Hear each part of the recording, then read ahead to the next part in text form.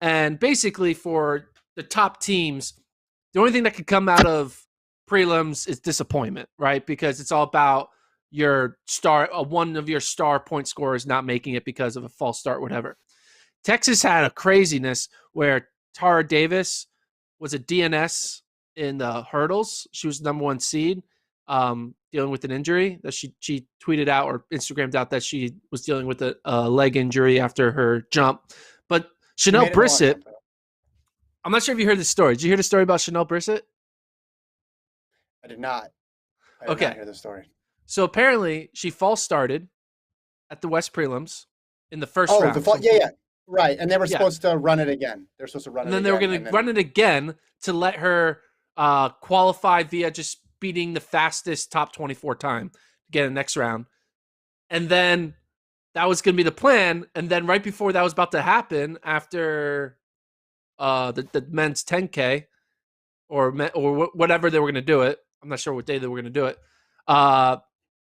there was a second protest to kind of protest the protest to kind of cancel this runoff, and therefore Chanel Brissett couldn't run. And apparently she was very livid and not happy with it because of the apparently it was the Texas A&M coach who protested their protest that didn't let her attempt to run in the top 24 because it most likely would have knocked out a Texas A&M athlete because she would obviously been able to run a top 24 time because she's could potentially win nationals.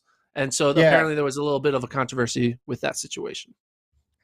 It's not track season. It's not championship track season until you have people protesting a protest. That's when you know we're really rounding into form. Track is crazy, man. Does anybody know the rules? Right? It's just like, if you've allowed her to run, right? How do you then go back and say, no, she can't run? So one of the calls is completely wrong at this point, right? How does that happen? How does that, I mean, I feel for her from the perspective of like, official says, hey, you can do it again, right? And you've been reinstated and you have this opportunity and you get ready and you get prepared to run again. And then you can't. Like, the call should be made correctly the first time. Yeah. It's not like this is an in the moment block charge debate. They're looking at video, I'm assuming, right? They're looking at numbers. They're looking at that start to make sure, hey, was it legal or not? Then make the call correctly the first time, right?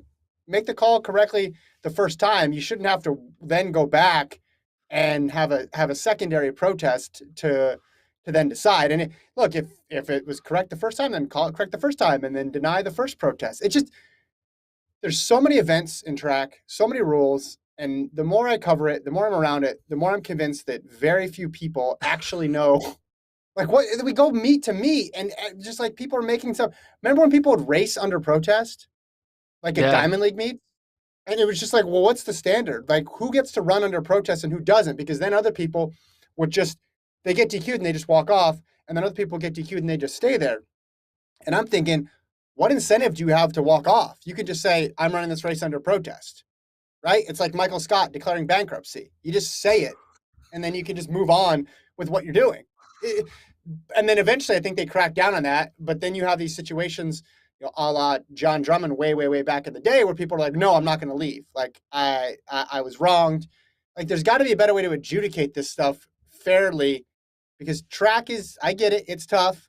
Once the race passes, you can't go back and do it again. It's over. You can't get everybody back on the track to race it again. But it feels like year to year, meet to meet, we make, like, rules get made up and discarded willy-nilly, and there's very little consistency to it, because if she's in, she's in. If she's not, she's not. Let's clarify it. Anyway, like, could you imagine in an NFL game, a coach challenges a call, and then the ref upholds it or like changes the call, and then the other coach challenges the challenge, and then it gets flipped again? Like, it would be insane, but that's what happens in track. And Chanel Brissett she tweeted out, she was not happy with it. She said, you get no cool points for being the bigger person. I will always choose pettiness. This is a great tweet. Because it's always like, you're always told to be the bigger person, but in this case, she did not give. I went to an Oregon USC football game back in the day where I believe Mike Bellotti challenged a challenge, and I was pulling for Oregon. And it was the highlight of the game because we were getting destroyed, and I thought it was the coolest thing. I think the refs were so confused. Like that's not That's in the not how rule this book. You works. can't.